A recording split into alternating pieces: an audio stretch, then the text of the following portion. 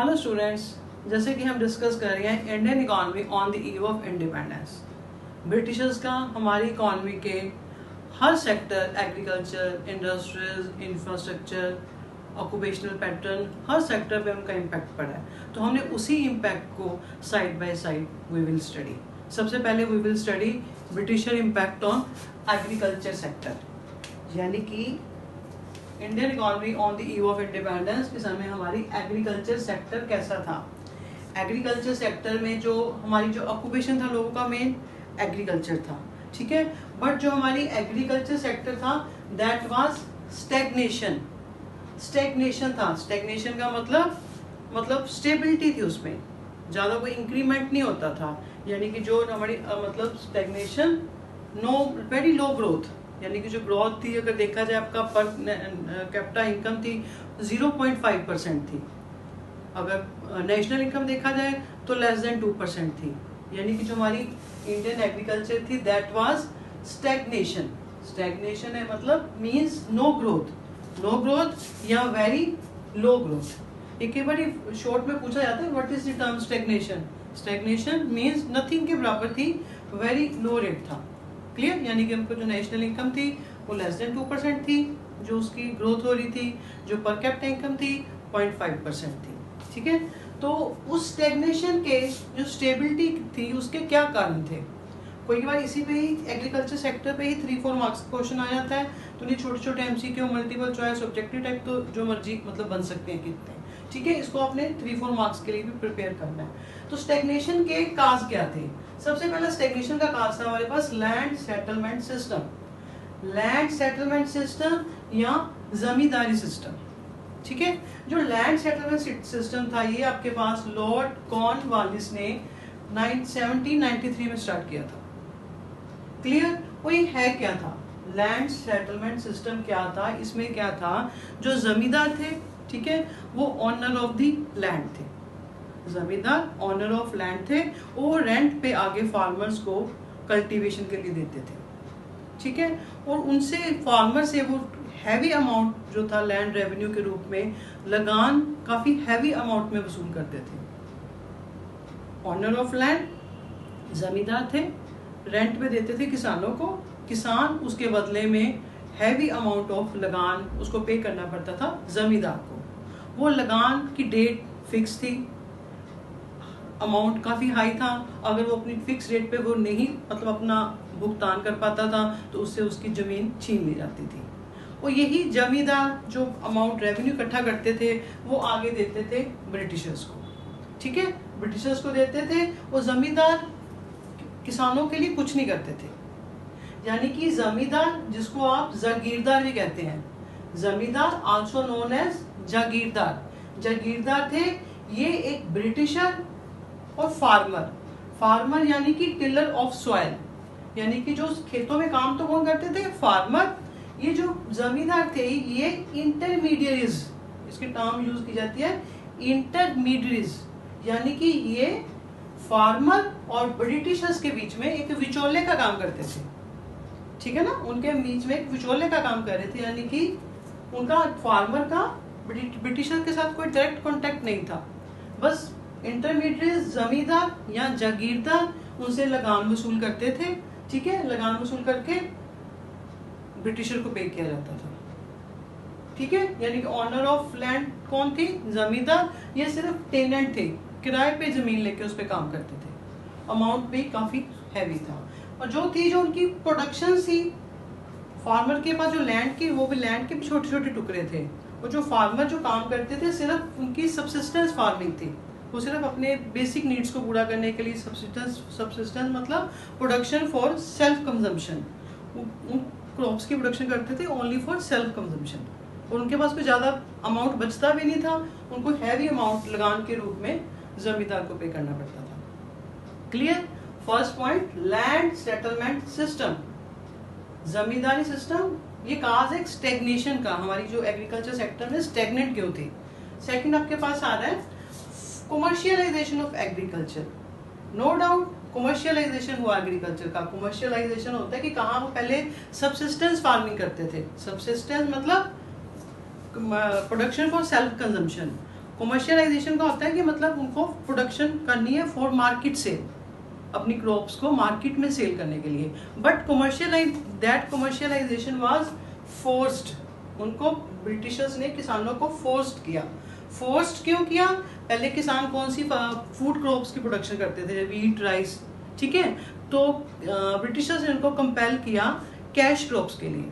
Cash crops यानी कि jute, cotton, पहले वो प्रोडक्शन करते थे फूड क्रॉप्स की, राइट वीज।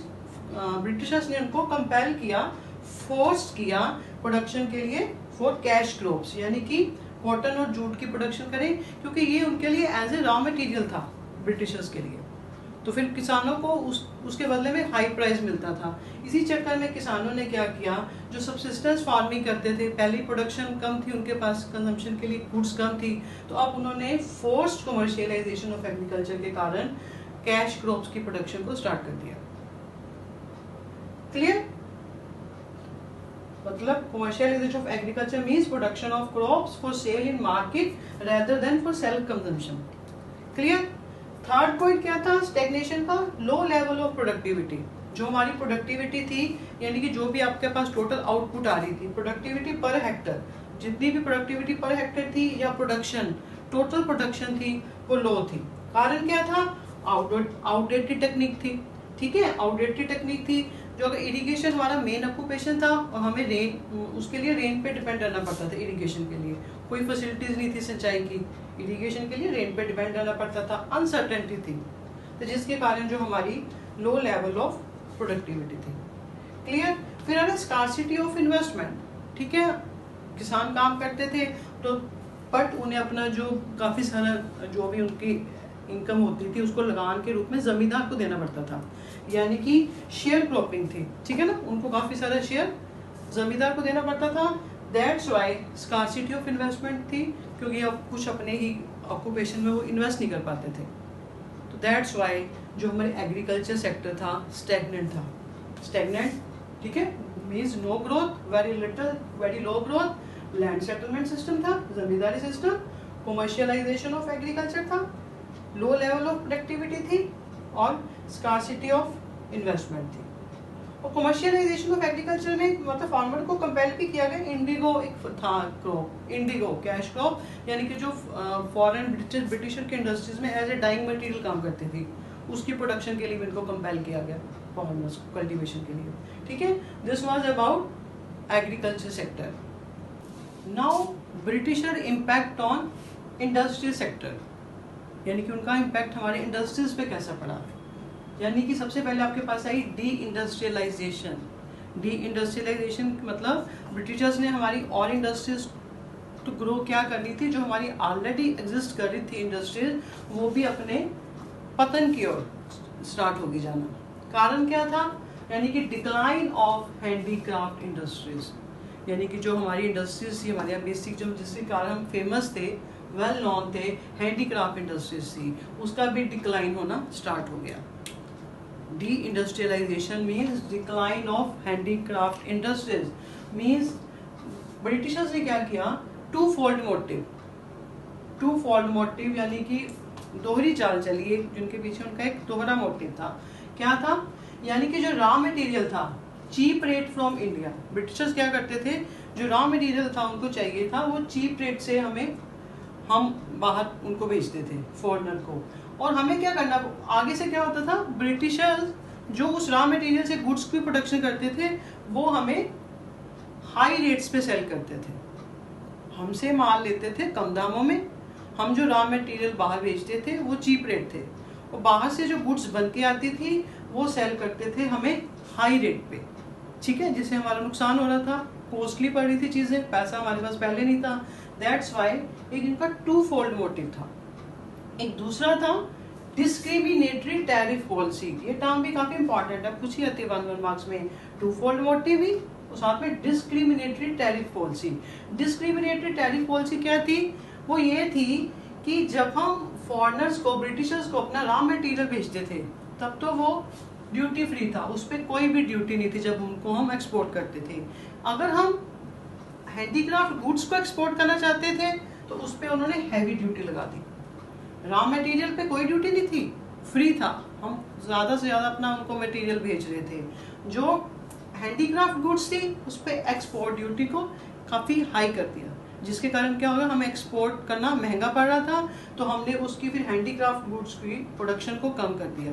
और हमें उधर से जो इम्पोर्ट कर रहे थे गुड्स, उस पर कोई भी ड्यूटी फ्री थी, कोई भी हमें टैक्स नहीं देना पड़ रहा था, जिसके कारण क्या हुआ, हमने अपनी जो गुड्स थी, अपनी डोमेस्टिक मार्केट में जो हैंडीक्राफ्ट गुड्स थी उसकी प्रोडक्शन को हमने फिर कॉस्टली पड़ रही थी, हमें उधर से हमें इम्पोर्ट फ्री पड़ रहा था, तो हमने अपनी गुड्स को उधर से इम्पोर्ट करना शुरू कर दिया, जिससे क्या हुआ, हमारी जो हैंडीक्राफ्ट इंडस्ट्रीज थी उसका डिके यानी कि डाउनफॉल होना स्टार्ट हो गया। हमारी अपनी डोमेस्टिक गुड्स की जो डिमांड थी वो कम हो गई, हम ब्रिटिशर्स वाला प्रोडक्शन ऑफ जो गुड्स हो रही थी उसको हमने इम्पोर्ट करना स्टार्ट कर दिया। उनकी क्वालिटी भी अच्छी होती थी, हमें सस्ती भी पड़ रही थी। दैट्स वाई जो अपना डिक्लाइन ऑफ हैंडीक्राफ्ट इंडस्ट्रीज, इसके पीछे कैसे किया ब्रिटिशर्स ने, उसका उनका टू फोल्ड मोटिव था, दोहरी चाल चली। कैसे? रॉ मटेरियल फ्री भेज रहे थे, अगर हमने एक्सपोर्ट ऑफ गुड्स करना है तो वो हमें काफ़ी कॉस्टली पड़ रहा था। दूसरा, उधर से इंपोर्ट हमारा फ्री था, जिसके कारण हमें जो हमारी डोमेस्टिक डिमांड थी अपनी गुड्स की, वो हमारी डिक्लाइन होनी स्टार्ट होगी। That was due to discriminatory tariff policy, यानी डिस्क्रिमिनेशन किया, अलग अलग थी, सेम पॉलिसी नहीं थी। क्लियर? फिर आ रहा आपके पास एडवर्स इफेक्ट, जो हमारा इंडस्ट्रियल सेक्टर पे इफेक्ट पड़े ब्रिटिशर्स का, उसका एडवर्स इफेक्ट ये क्या पड़ा, डिक्लाइन ऑफ हैंडीक्राफ्ट इंडस्ट्रीज होने लग पड़ी, तो डोमेस्टिक गुड्स की डिमांड कम होगी, जिसके कारण मेन आपको अनएम्प्लॉयमेंट प्रॉब्लम स्टार्ट होनी, तेजी से स्टार्ट होनी शुरू हो गई, लोगों को रोजगार मिलना बंद हो रहा था, अनएम्प्लॉयमेंट तेजी से बढ़ रही थी। फिर आ रहा है lack of capital good in industries.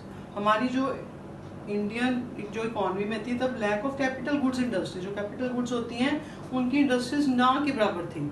अगर कुछ ब्रिटिशर्स ने लगाई भी हैं, डेवलप की भी है, तो सिर्फ ब्लीक ग्रोथ यानी कि सिर्फ थोड़ी सी ग्रोथ ही हुई है उनकी। वो भी क्यों हुई? क्योंकि उनके पीछे उनका अपना मोटिव था, जरूरी था उनको, ठीक है ना।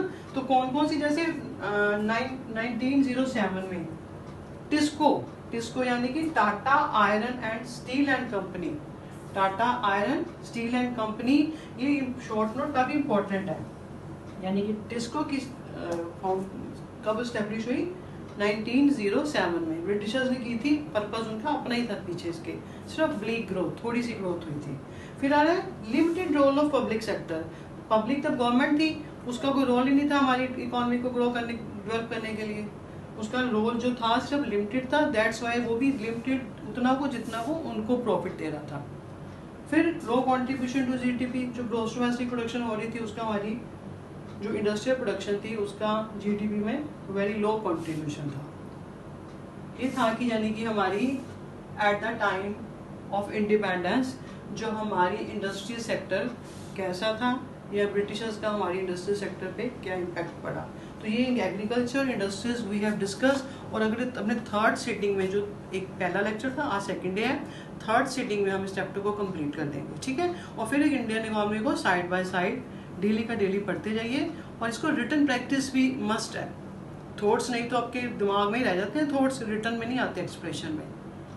क्वेश्चन का जो भी है एग्रीकल्चर सेक्टर को लर्न कीजिए, उसको फिर थोड़ा सा लिख के देखिए, इंडस्ट्रियल सेक्टर पे क्या इम्पैक्ट था, ठीक है ना। 4 पॉइंट्स है, जैसे deindustrialisation, decline of handicraft industries, discriminatory policy थी, एडवर्स इफेक्ट थे क्या थे, डिस्क्रिमिनेटरी पॉलिसी क्या थी, टैरिफ पॉलिसी क्या थी, इसको क्लियर कट लिख के देखिए, क्लियर कट क्वेश्चन पूछे जाएंगे आपको, ठीक है। रिटन प्रैक्टिस जरूर करें। Till have a nice day, मिलते हैं फिर नेक्स्ट लेक्चर, बाय बाय।